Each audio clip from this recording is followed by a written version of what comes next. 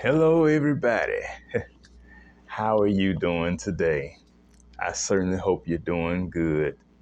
And I'm doing good too.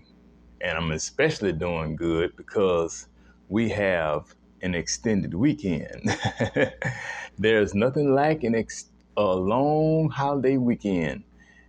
Give us a chance to give a little break and stuff and enjoy ourselves and enjoy family and friends too. And so I would like to wish all of you a very happy Labor Day weekend.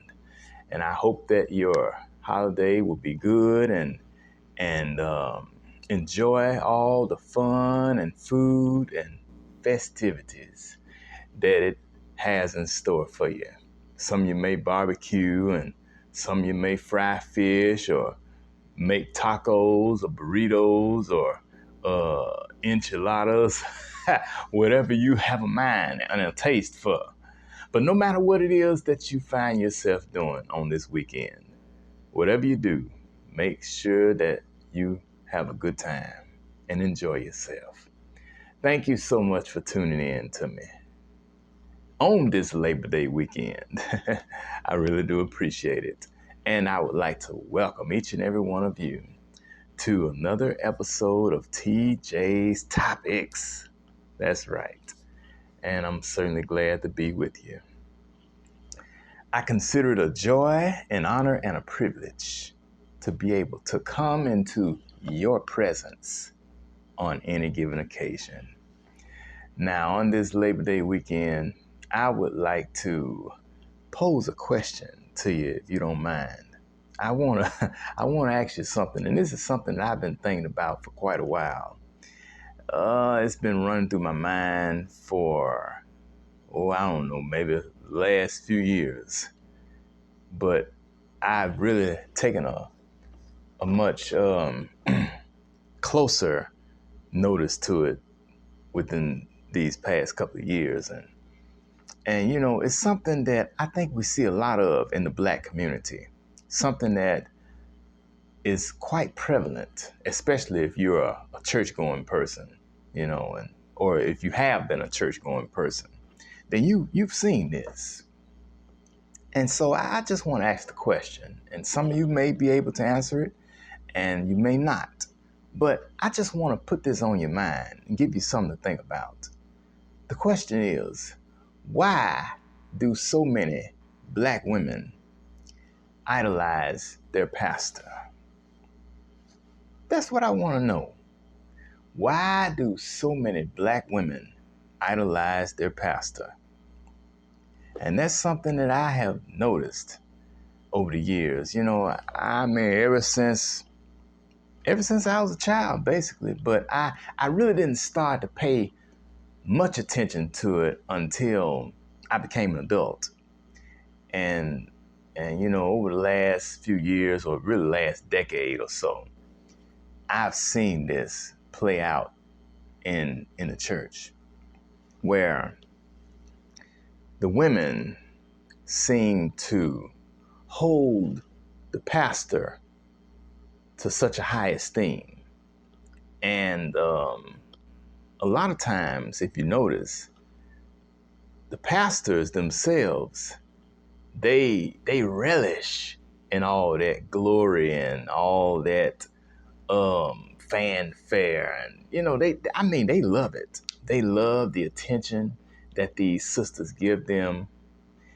And I tell you, the sisters, they just prance around in front of them. Some of them wearing skirts or dresses with high splits in them, showing all their voluptuousness, big thighs and stuff, and legs, and wearing these low-cut blouses, showing all the cleavage that they can possibly show without the titties falling out, and without all the nipples. But you know what? And I see this a lot. And the pastors, though they may try to come down on them a little bit, tell them they need to quit wearing certain things out of fear that they may fall into temptation. But what I notice is a lot of times, not only do the women have more regard and seem to show a little more respect to their pastors than they do their own husbands and other men in their family. But the pastors themselves, they seem to gravitate toward that attention from those women because, you know, they know that they can manipulate these women's minds. You know, women are emotional creatures, and as such, they will they'll do pretty much anything that the pastor says. They will go anywhere that the pastor wants them to go. And I tell you, they're like putty in the pastor's hands. These women in the black church now. That's what I'm talking about. A lot of black women idolize their pastors. They see him as the closest thing to God. And in some cases, they put their pastors on the same level as the Lord. You know, they they